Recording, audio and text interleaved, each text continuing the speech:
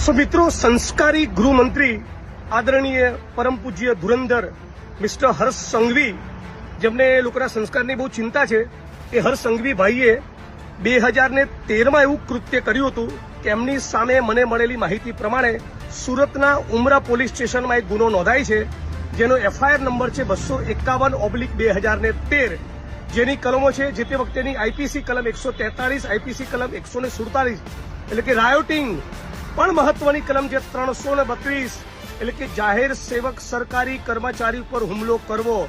જી હા, ગુજરાતના નાયબ મુખ્યમંત્રી હોમ મિનિસ્ટર હર્ષ સંઘવી ઉપર 2013માં સુરતના ઉમરા પોલીસ સ્ટેશનમાં એફઆઈઆર નંબર 251/2013 દરમિયાન આ કલમ 332 હેઠળ એક સરકારી કર્મચારી પર હુમલો કરવાનો ગુનો નોંધાયેલો. મારી શુદ્ધ જાણકારી મુજબ સબ્જેક્ટ ટુ કરેક્શન, ભૂલ થતી હશે હું જાહેરમાં સોરી કહીશ, પણ મારી શુદ્ધ જાણકારી પ્રમાણે જે જાહેર સેવક ઉપર હુમલાનો એમની ઉપર આરોપ હતો અને ગુનો દાખલ થયેલો, એ પોતે પોલીસ સબ ઇન્સ્પેક્ટર હતા.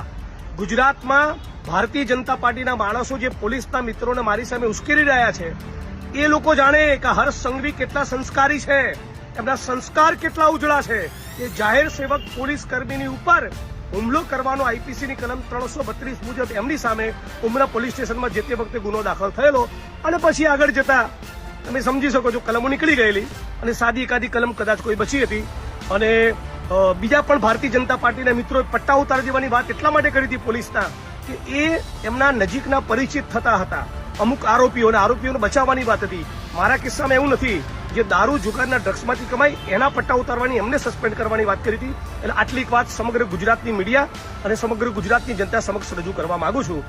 આશા રાખું છું કે આ વિડીયો સંસ્કારી મંત્રીને ખૂબ પસંદ આવશે.